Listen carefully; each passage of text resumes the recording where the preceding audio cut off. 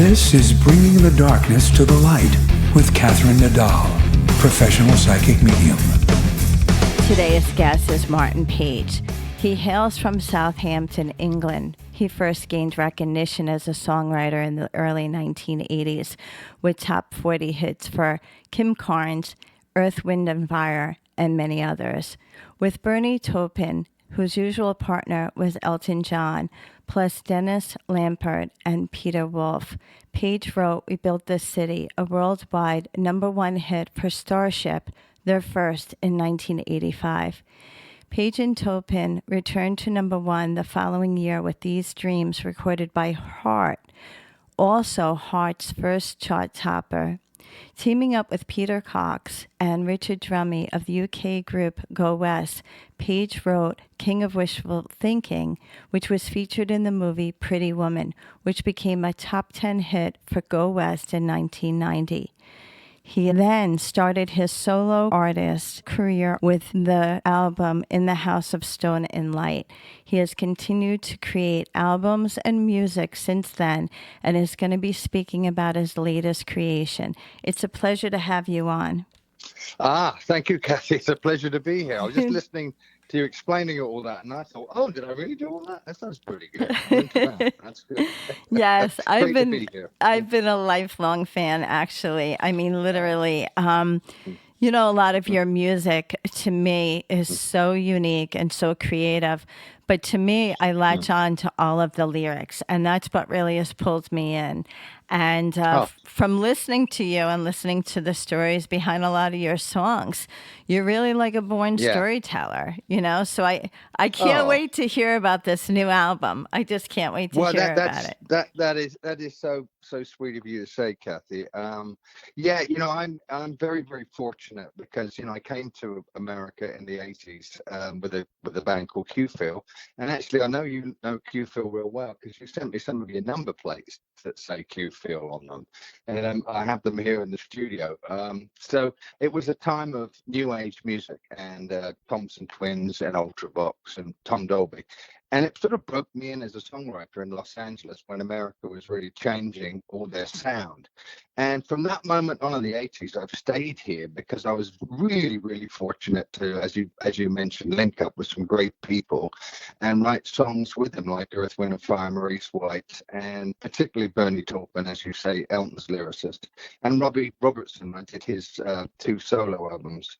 And we wrote a song called Fallen Angel, which it was a huge influence on me working with all these people.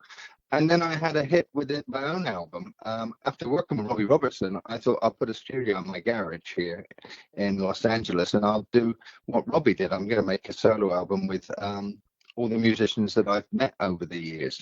And that's when In the House of Stone and Light came out. And I, again, fortunate, it was a real slow climb for that song, but it became a #1 adult contemporary record and top 20 in America and really encouraged me to make more solo records. The industry was changing, so I formed my own independent label, Ironing Board Records, with my longtime manager, Diane Poncher.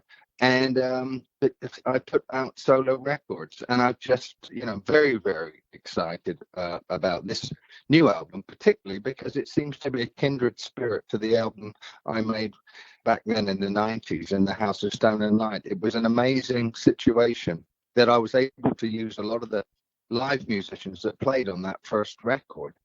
I wasn't planning to make an album. I had a feeling that the drummer that I'd used on In the House of Stone and Light, the very famous Jimmy Copley, who played with Jeff Beck and Paul Rodgers, etc., and Tears for Fears, I just had a feeling like, we're getting old now, let's get together and play again. And he was in England, and I just felt like saying, hey, Jimmy, let's get together and jam, because I was a bass player and he's a drummer. And I thought, wouldn't it be great for the rhythm section to come together again? But when I reached out to him in London, it ended up that he was ill, and I had no idea about this at all. You know, but we still thought that I may be able to get him to come across and work with me. And then he called me again and said, you know, I've got leukemia. It ended up that I couldn't eventually bring him over. But his girlfriend said to me while he was in in hospital in London. She said, if there's any chance you could write a couple of songs to get him out of hospital, to lift his spirits. So I did. I wrote 4 demos and just sent them to him in hospital. And it motivated him to get him out of hospital. And I purely wrote these songs to get him playing again. And he wrote to me that it got him out of hospital and he was practicing to come to America. And unfortunately, he succumbed to leukemia. And he was very brave, and he called me the night before he died. And I was so moved by his story, and if I could only be half as brave as him, it would be something very special. But these 4 songs that I started seemed to be very special. I don't know how it happens. I suppose it's synchronicity. Jack Hughes, who also was a guitarist who played on the first album, arrived in LA at that time, and his wife had just died of cancer.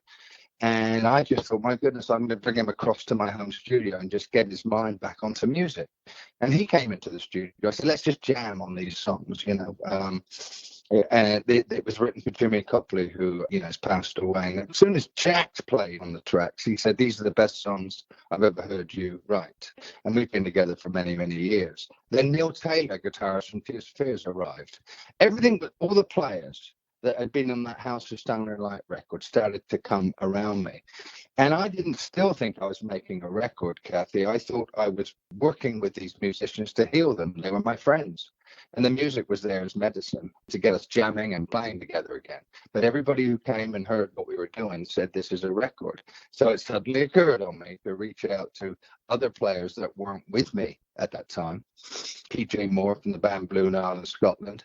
I reached out to him. He played on the first album. Bill Dillon from Joni Mitchell's band. I reached out to him. Russell Broom. And suddenly all these players started to send me files of their performances on these songs. And I wrote a few more, and suddenly this album started to happen. And of course, it's special to me because it was a live album in effect. I hadn't played with musicians for a long time because most of my stuff is playing myself. I do a kind of Todd Rundgren, Stevie Wonder one-man band.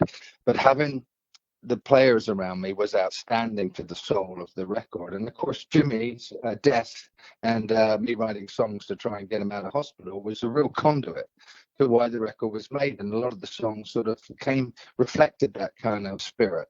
My old drummer, Trevor Thornton, who'd been in the band Q-Phil, he got involved, and Jimmy knew about that before he passed away. He said, that's great that you're Trevor's playing. He knew him. Brian Fairweather got involved. And suddenly this record became quite big to me. I mean, it was quite frightening because it was everybody was getting involved, and I was producing it.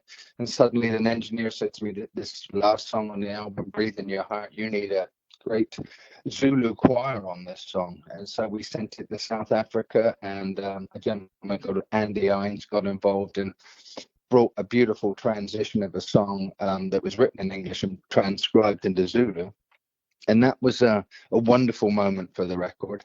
And there's a fun song on the track, which was a pure jam, which was called Little Bird, which we all played on as a jam, like a Motown song. And we had, for the first time, I had a horn section, and a great sax player called Gary Meek got involved. And then the great Ray Parker Jr. I met up with him out of the blue around this time, and he said, I'd love to play on your new album because I played on Ghostbusters. And he said, I owe you. And he played on 2 of the tracks. So suddenly this record became quite massively special to me because I hadn't made a record like that since the 90s. And what the feedback I'm getting, Kathy, is there's sort of people tuning into the way it was written. There's a soul in it. There's a spirit in it that is really ignited by Jimmy. Even my drummer, Trevor, said that his spirit is with us while we're doing this. Everybody was aware why this album was started. It was for healing my friends. Every song was basically started to get my friends who had been in our age group. We have a lot of loss and a lot of grief. So I just thought this is a time to bring everybody to my house, and we play together, and we respect that we're still alive, and we pay honor to the great work of Jimmy Copley, who really brought us all together. He wasn't with us, but he brought us all together. That's the way I saw it. And I'd had this title for a long time in a little black book that I carry around called The First and Last Freedom. And it always stuck with me. I always have titles before albums are written. And I thought that's what this is. This is going to be called The First and Last Freedom. And it meant to me the first freedom of my life as a schoolboy, as a young lad, was music. And I'm sure, the last freedom I'm going to have is still going to be music. So it was a very, very meaningful title to me. And some of the songs reflect, in a way, the situation we all face at all times. We need courage. We really do. There's some of these songs on the album, like Abraham and Eve, do, to me, in later reflection, respond also to what we're dealing with in the world at this time. So it became a very special record for me. It took me a long time. I was on it for about 7 years because of COVID.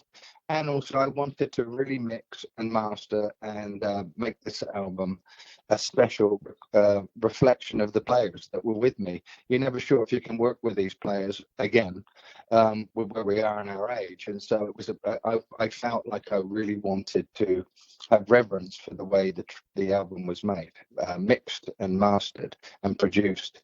And the feedback I've been getting for the first first week actually since we released this, because we released it on the 2nd, it's been wonderful. I mean, it's really been a great feeling. It's been terrific, and people seem to be getting it, which is a big time for me. It feels really good.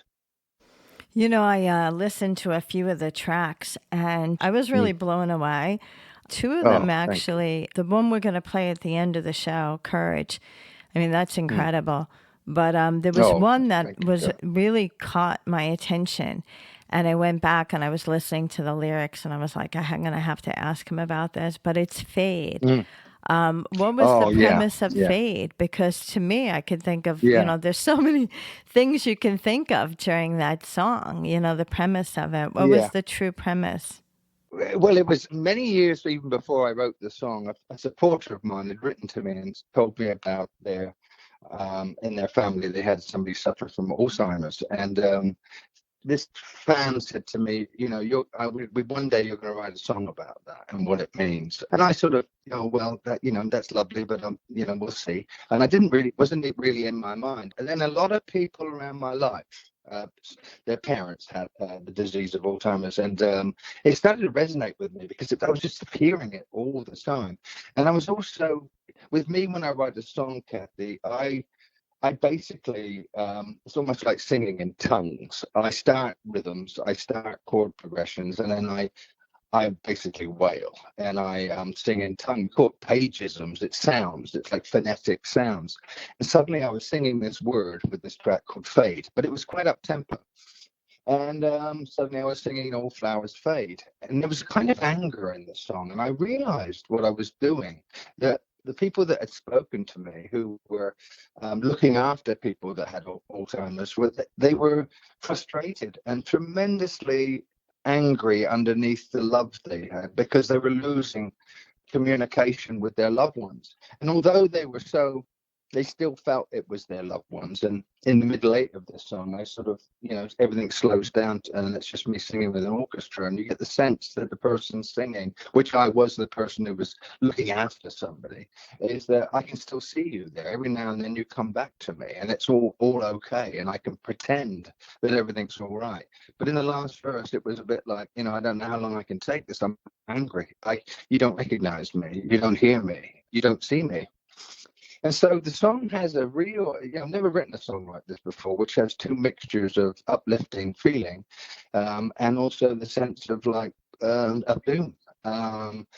Flowers do fade, and of course I read a lot. I study Buddhism, and I feel very much so that, as with the song you mentioned, Courage, is that it's incredibly brave to love somebody and give yourself to somebody because you're going to lose them. That's the impermanence of life, and it's always, ever since I was a boy, I always thought those things, like, I'm going to lose my mum and dad. I can't believe this. Why am I here?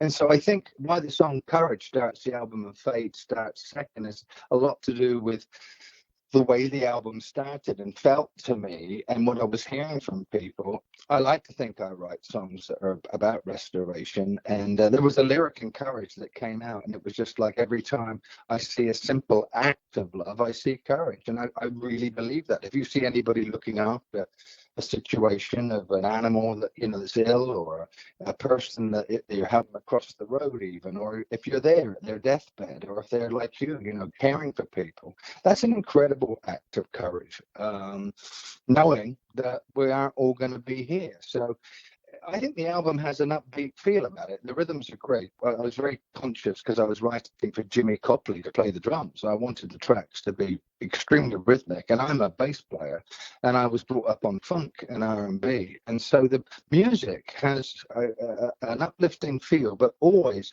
my messages I try to get across are of a spiritual context, you know.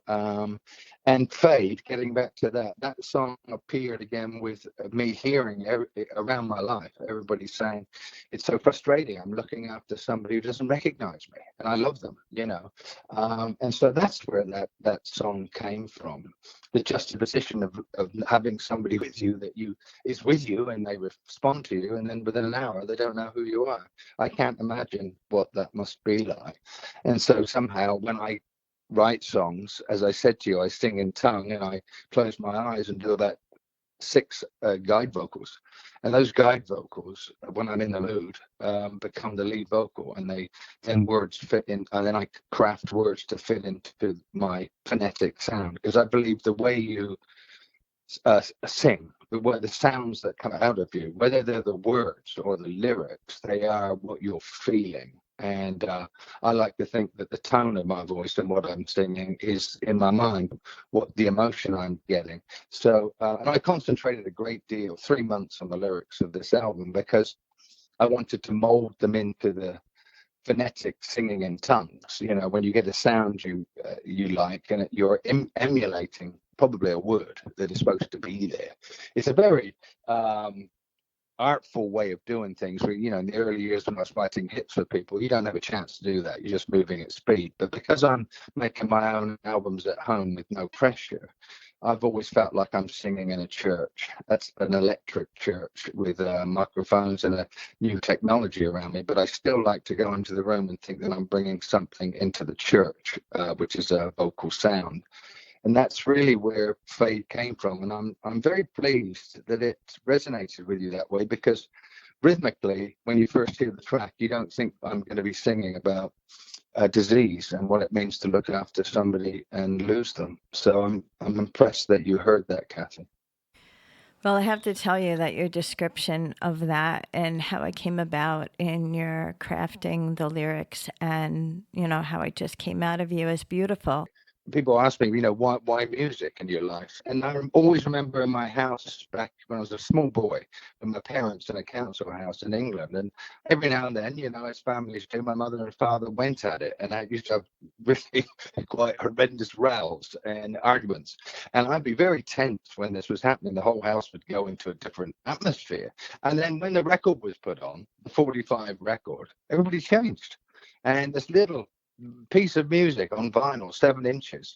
Once the needle went down on it, my mother and father mellowed out, and even after an argument, might have even danced. You know, it was like, and as a boy, I just thought, what is this mystical power on this black circle that can change people's emotions? And that's never left me. You know, I mean, even now when I do playbacks of the album, I can see the people in the room, their skins come off. They become different creatures. You know, their eyes change, their faces change, they become something else. And it's hard for us to comprehend the art in general, you know, poetry and music and art changes people.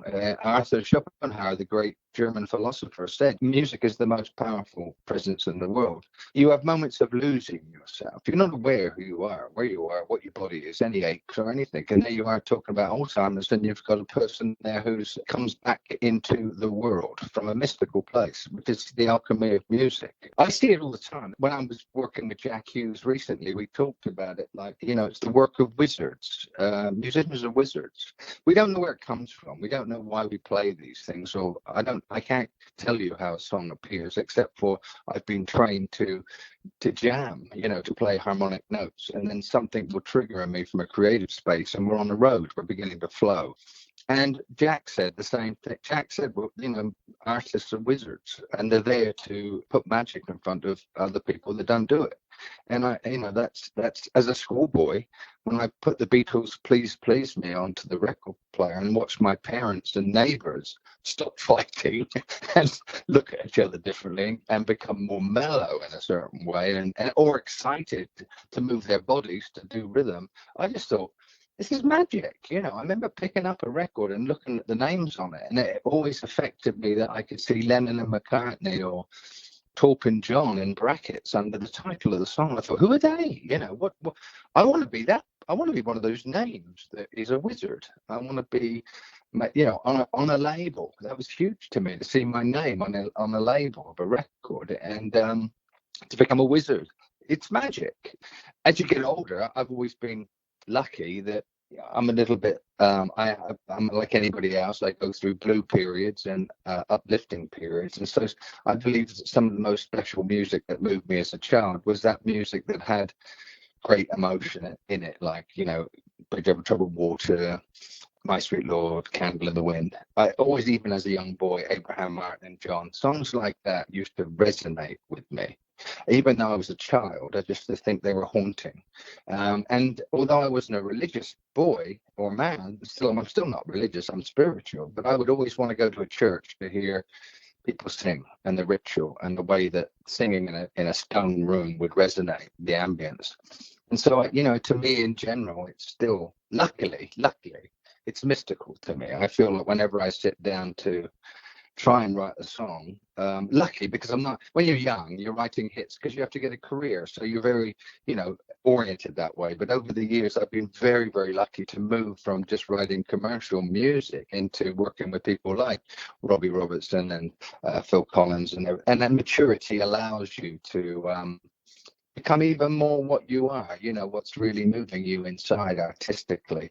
But emotion, I think what I'm leading to there, Kathy, is that emotion, even in a, sugar, there's emotion there. It's mystical. Whatever music is, if it touches people in a good way and makes them lose themselves in their better angels. When the people are dancing, they're losing themselves. They're becoming just like ancient people in caves hitting drums. They're beginning to lose themselves and feel joy of their bodies, and their minds are turned on. So here I am at a late age in my life, but music to me is still speaking to me. And as you said, lyrics, I'm more involved in lyrics and poetry than I've ever been before. So it never stops, you never stop learning. And you're lucky if you've still got curiosity to pursue it, because you could say, oh, I've done it, I've been there, I've done it, I know what it's about, but you haven't with music. You've never done it. You've just never. It's like the blues artists. They never stop, because they're looking for emotion. Every time they play a lick in blues, or they're sat there singing about a sorrowful moment, they're creating something absolutely fresh, which is the emotion, human emotion of the moment, So talking to you now, it's still in my studio here. I just feel very fortunate that I'm able to be a wizard. You're an amazing wizard. But I wanted to go. I just need a pointed hat. Well, Send you me are. A pointed hat. You don't need one. It's interesting because I wanted to go back to In the House of Stone and Light, because this album, by bringing a lot of those guys back in some way, it was like a reunion for you. But also, I remember that album when it first came out. A couple of my friends and I, we had a trip to Arizona. Oh. We were in Arizona, and that song was really hitting the radio. And we were surrounded by the Red Rocks, and we were going around to all these things on our list. And I kept saying to them, this music, it's perfect. Like, this is the soundtrack of our trip, because it was so healing. And Yeah, when thank we you. went there, we were very young nurses at the time, and I was working with cancer patients at the time, so it was like a lot of stress. And we were in our early Yeah, 20s, and we yeah, went on that sure. vacation to like, oh, let's just explore, And then that soundtrack, and every time I hear a couple of songs from that album, I could still see us like on that trip in Arizona. So, That's great. yeah, the That's great. lyrics of those songs are based on healing. So, can you Yes. kind of see the bridge that I'm starting to see? Not just the reunion of the guys that you brought back, Mm, but that both mm. albums are like healing. Oh no, that's I think why I'm like I am about this album. I mean, I just feel different about this record because it's a kindred spirit. It's a brother and a sister of House of Stone and Light. Yes, I mean, I feel that. I mean, people, I know it. It's coded into this record. I said to somebody yesterday, there's time coded into First and Last Freedom, as there is in House of Stone and Light. I've done 11 albums, and I feel like I'm consistent, but there's always that moment when you go, the whole of the flow of House of Stone and Light is right. The flow. It's a sequencing. And here with First and Last Freedom and its situation, with healing. And the healing of House of Stone and Light was for me. I've been working so much in LA, writing with so many people. I've absolutely burnt out. I've lost my soul. I was just sat in front of a board all the time working, and I was getting tempted to drink. And I thought, this is going to go wrong. I can't work at this speed. There's something else. There's some other spiritual place to reach. Luckily, my manager, Diane, said, let's go get out of town and freshen you up. We went to the Grand Canyon. And we went to the bottom of the Grand Canyon, where I mentioned in the song, How to Soup by Shaman, that was where the Indians were, and that they called the Grand Canyon the House of Stone and Light. So what you're feeling when you're out there with the red rocks is exactly what I was writing about. Because when I came back from Grand Canyon, that's when I wrote House of Stone and Light. I healed myself to a great degree, really healed myself by moving away and going into a spiritual other world. When you're down at the bottom of the canyon, and you were with the Indians, which we were. We went down by helicopter, and I'd been in the studios for 10 years nonstop in submarines, really. Just in rooms working with boards and guitars and stuff and keyboards. And there, all of a sudden, I was under the big sky. It really helped when I came back to work with Robbie Robertson, of the band, because of their build. We really connected, and I came from two different worlds, really. From him, I was in London as a synthesizer boy, and I was younger than him. But by coming back to the Grand Canyon and working with Robbie and writing the song "Fallen Angel" for his solo record, which Peter Gabriel sang on, was really my journey from the Grand Canyon to writing Fallen Angel with Robbie Robertson, and then coming back into my own studio and say, I want to emulate what Robbie's done. He's made a solo record after all these years. And the House of Stone and Light was sort of coming around that time. And I wanted always, Kathy, to get soul and emotion and choral and hymnal elements and history into my songs. And so the Grand Canyon and what you're saying about the territory was really etched into me. And the First and Last Freedom, the new record, it's etched into that too, because the same men came around me again from that era. We'd all aged, but we were all still fine players. I mean, I was amazed. Everybody was still a really great musician. And to have PJ Moore from the Blue Nile in Scotland sending tracks, having tracks come from South Africa, and for them to play on these songs in a rough form, and then to say to me, man, these songs are so strong, and we can feel you in these songs, I think House of Stone and Light had a time code written into it. I mean, it was a hit for 2 years, and it's still being played. And I think First and Last Freedom, the new record, I'm sort of absolutely confident that it's a record that will take time and will never go away. I just feel that. I just know songs like Your Whole Heart, which is dedicated to Jimmy and people that are suffering from terminal cancer. I really believe those songs, when you first hear them, you won't be thinking low, dim. You'll just be feeling that's the truth. There's a truth in these songs. Shape the Invisible and House of Stone and Light and The Door had that. And I'm not talking from ego. I'm just talking, I think I hit something. I hit a code, that is surpasses, are we doing hip hop? Are we doing reggae? It sort of passes that. And then I went on to write a song on the new record called Black Sun. And again, it all sort of stuck together in the sequencing of the record. I do love reggae, so the reggae influence came in a little bit like Keeper of the Flame from my first album. There's a lot of duo references here. They sort of all lined up. Again, I say the word mystical. And I was reading about a guy called Hugh de Montalbert, who was a French artist in your town in New York, and he'd had acid thrown in his eyes by thugs, and he went blind for life. And he was right in the middle of his career, but he was determined to travel. And as he traveled as a blind man, he said, I'm seeing more with my eyes blinded than I've ever seen before, because I've got my four senses are feeling rooms, people coming near me, the air.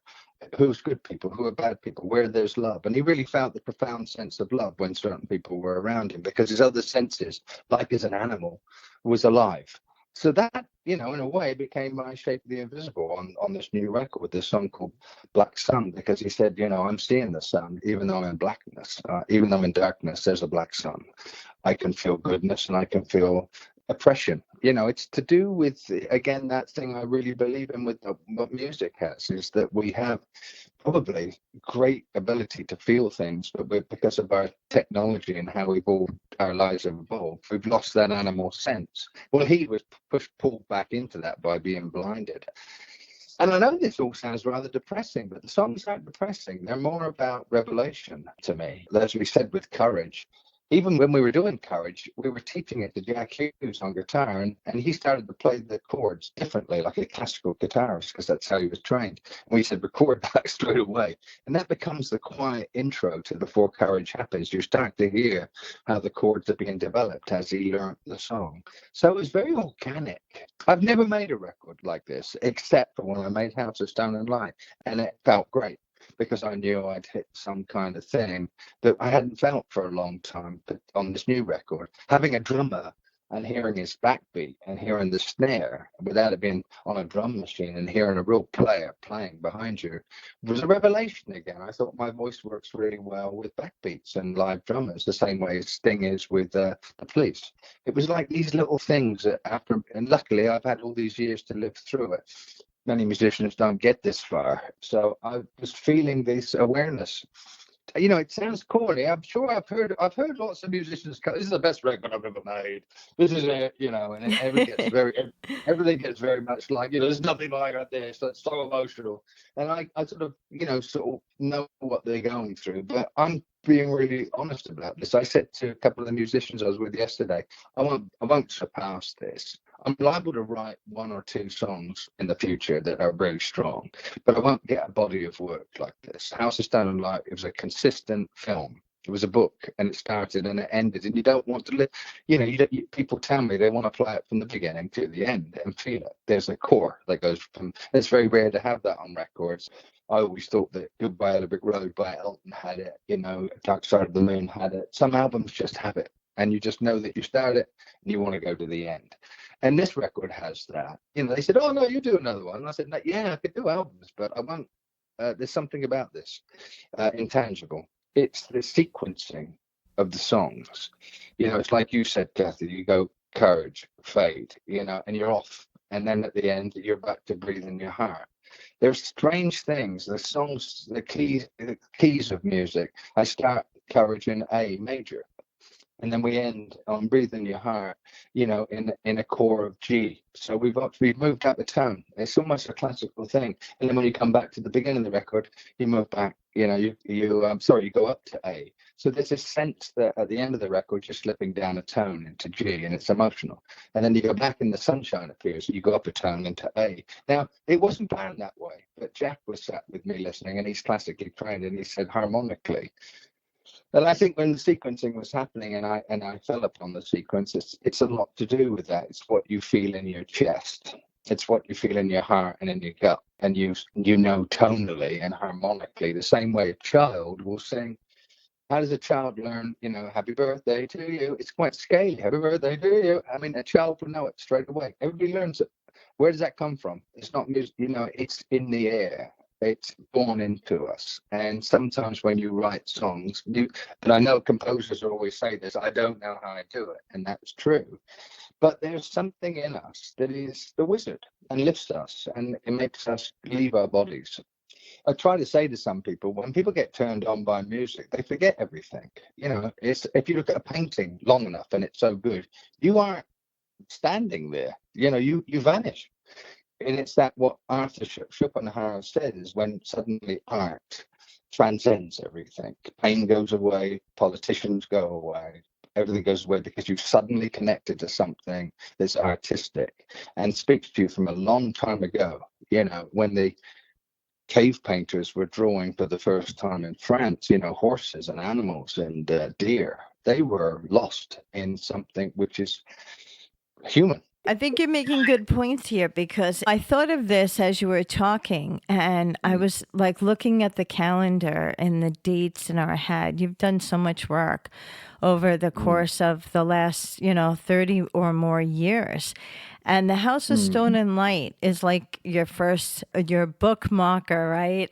But Yes, it's more of like, yeah, it's like I have bookends, right? So you have your House of yeah, Stone and Light on the left, and now you've created the other bookend, and you have the yeah. body of work in between. It's like so beautiful, but that the first and the last bookend are connected. And it's just, to Yes, me, that is what's beautiful about it. And I wanted to thank you. ask you, because you keep referencing the magician and being a wizard and creating magic. Do you see any of this stuff like in a dream, or you wake up and you're like, okay, I remember something? Or do you think that most of your stuff that creates is in your living life, not your dreaming life? Because in my life, I have a lot of dreaming things, like predictive things that come through. Yeah. So did any of this come in a dream state? That's a great question because I believe, yes, it does. I'm like you. And not when I was young, but now I dream all the time. And if I have a bit of cheese, I'll dream for years. I do, I do wake up, a lot in the night, and I have pads all around my bed and books and poetry. And I find that just like Kafka, I'm writing a song at 3 o'clock in the morning, and it's very, very fluent, and it's just coming out of a dream. And the dream is still speaking to me the same way Paul McCartney said he wrote yesterday. I have come down the staircase and heard something in my head, and I'll say to myself, this is in G minor, what you're singing. And it goes to B flat. And I go to the piano and I sing what I've dreamt, and it is those chords, which is really strange to me because also I'd hear another person's song, like something by, let's just say again, Pink Floyd or Genesis, and I'll think, I know the chords to that. I've just dreamt them. And I'll come down to the piano and play them and go, this is ridiculous. I'm singing the notes that I got up with, and I know the chords. It doesn't happen all the time at all. But I do find that even if I'm writing a song like we just said, fade, when I'm doing it, I think I know I've done this before. I know it's been in my head somewhere. It's not related to other songs I've written. I believe that when you're dreaming, I really do believe this, that you're awake. I believe you're alive, you're awake, your heart's beating, you're somewhere else, and that's same way as, here we go, but when people see UFOs, they're seeing a dimension opening where they might see a spirit or a ghost. I won't knock that stuff because I believe that when we dream, it's phenomenal where we go. And we don't always remember it, but I remember a lot when I wake up. I remember and I go back to sleep again, after having go to the toilet or something, and the dream carries on. And I'm still there, and some of the dreams are in color and really, really vivid. And in my eyesight, I haven't got great eyesight, and in my dreams, I can see for miles. Sounds like a Who song, but I'm amazed by that. I remember waking in my dreams saying to myself, my goodness, my eyesight is amazing. I can see 2 miles from here, all around that house. And I'm aware that I'm dreaming, and I can see 3D. And I'm talking to myself in the dreams, and I say, I know I'm dreaming, but this is phenomenal. And as a young boy, and of course, our minds are made to forget quickly. As Churchill said, if we remember everything in our lives, we go crazy, we go mad with the pain and the suffering. We've got to erase ourselves like a hard drive, otherwise we wouldn't walk on or wake up in the morning. It would be too much to take. But dreams, I believe, and here I go again with Shelley, the poet.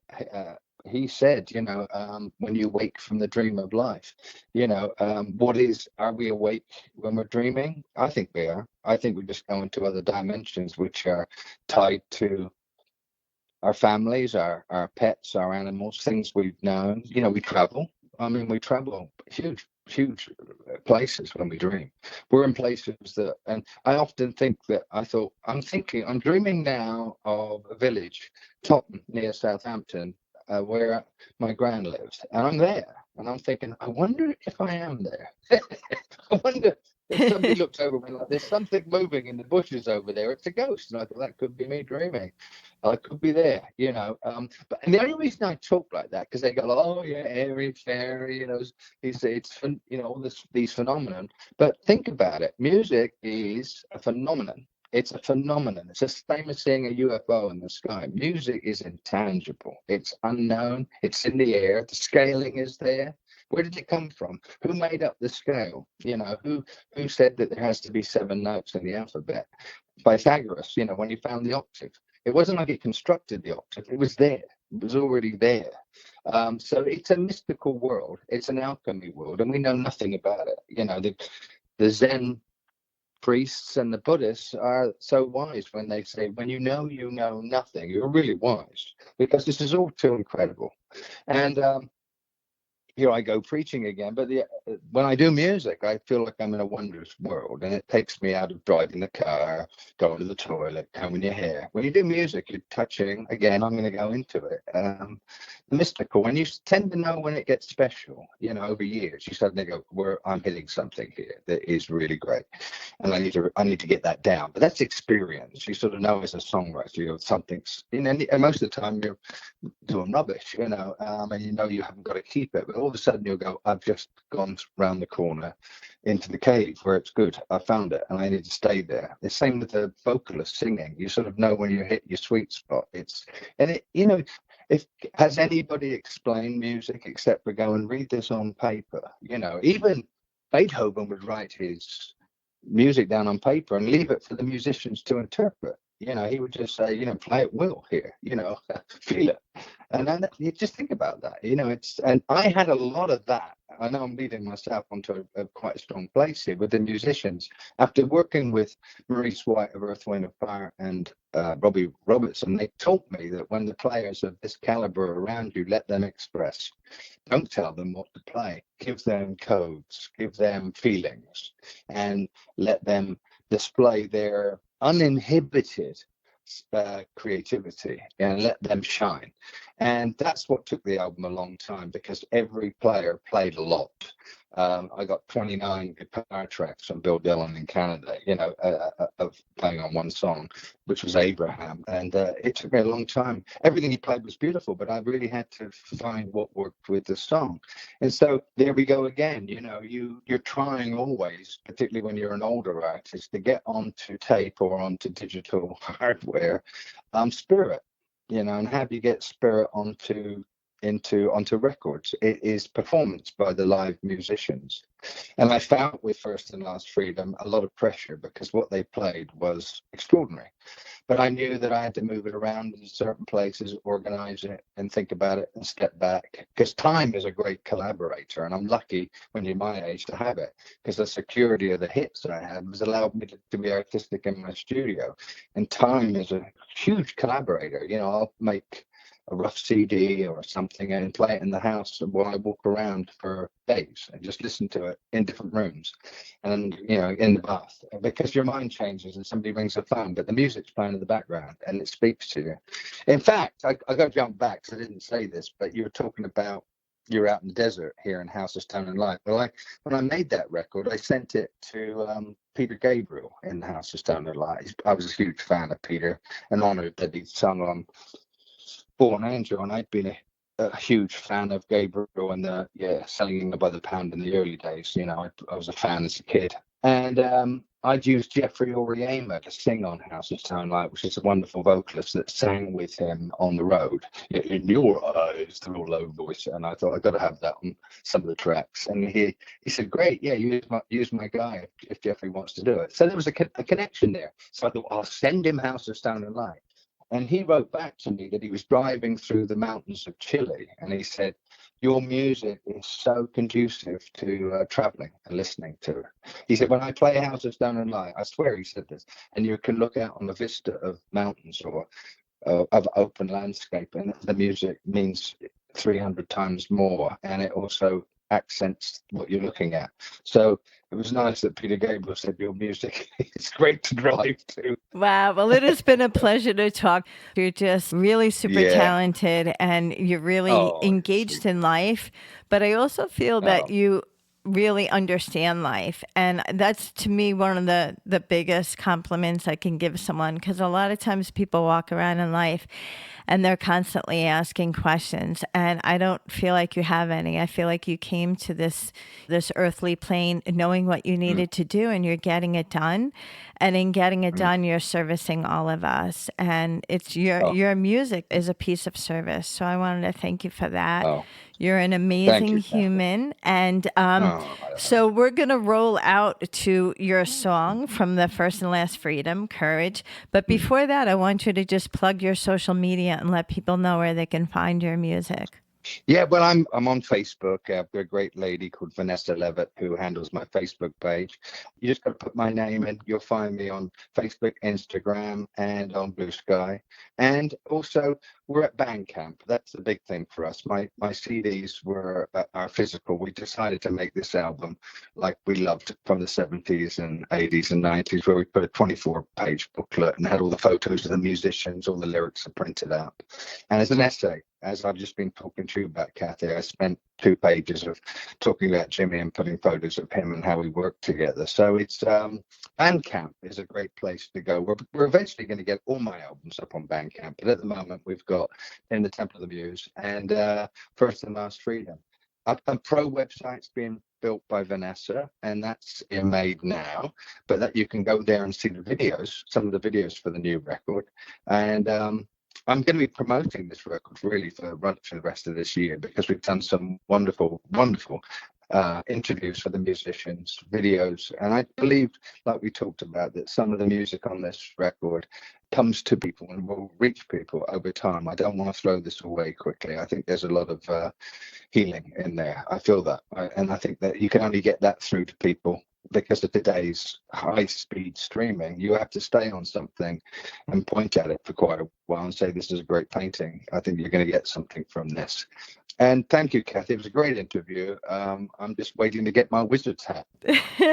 Very good. So we're going to roll out now with your new album, The First and Last Freedom, and the song is Courage. Thank you again, Martin. Thank you, Kathy. Bye-bye. Thank you.